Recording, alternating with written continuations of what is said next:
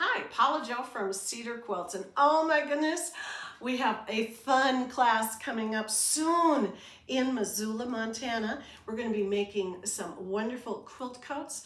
My vintage quilt duster is going to be the first day and talking all about patterns and how to make it as long as you want or as short as you want, with a collar, without a collar, with pockets, without pockets, etc. To make my vintage quilt duster, you need a finished quilt and an old flat sheet of similar size. You might also want some binding to help finish off the edges. How big should my finished quilt be? Oh, I'm glad you asked. It should be about as tall as you are and as wide as your wingspan, because when you fold it over in half, that's about how big your coat is going to be. So make sure it's big enough. If your quilt is not quite that big, you could still use it. Again, fold it over so you can see about how big it's going to be when it's folded in half. But you could easily make a cute little jacket, possibly without any collar or pockets, maybe with a 3/4 length sleeve, or even a vest. Those are all wonderful options.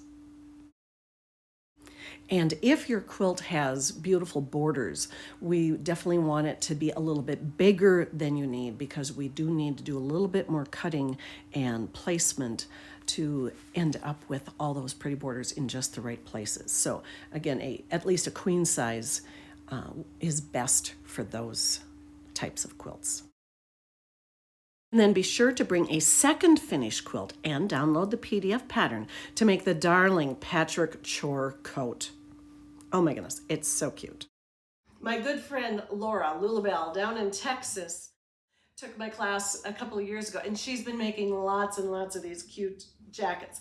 She's going to be available on the big screen to be helping along as well and answering lots of questions. And she does a lot of beautiful finishing work, and we'll have some wonderful tips for you on how to make your jacket look so professional.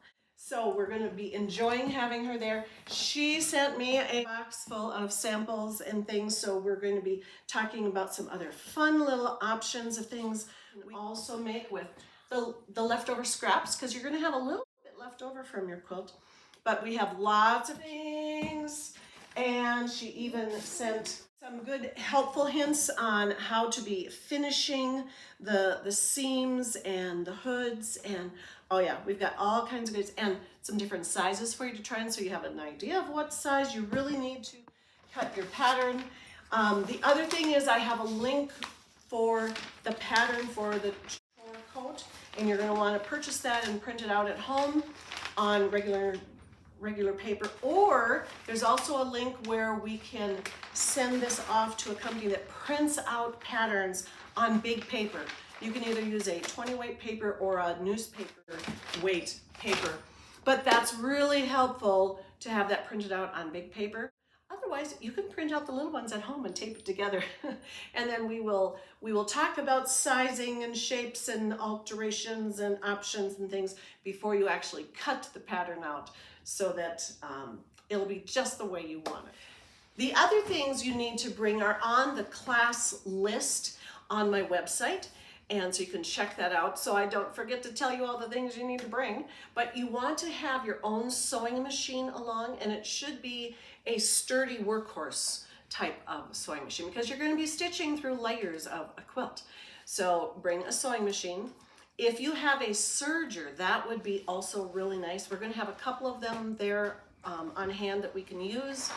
But if your regular sewing machine can do a straight stitch and a zigzag, that's very helpful. Obviously, you're going to need thread. You're going to need to know how to work your sewing machine. You're going to want a good pair of scissors for cutting through a quilt, and a paper scissors, and pins and clips and all the other good things. Yeah. If you want to have buttons or a zipper or ties or other accessories on your jacket, bring those along as well. It really is handy if you can bring binding that's already ready to go, and there's sizes on the class list, but you can finish things beautifully inside and out with binding. And if your quilt is already finished and bound, even if it's a wraparound self-binding, We will show you how to pick and choose what parts are going to be where so that you don't have to add a lot of binding.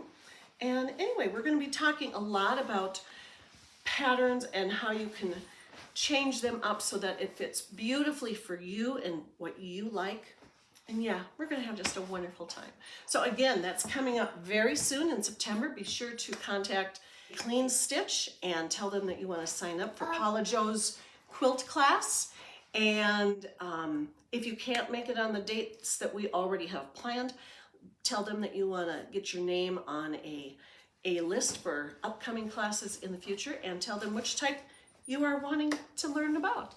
Anyway, oh my goodness, Laura and I are going to have such a fun time helping you learn how to make these amazing quilt coats. You're seeing them all over the internet these days. It is quite the fun thing, and it's wonderful to have a hug from grandma or whoever made the quilt originally, if it's an old one.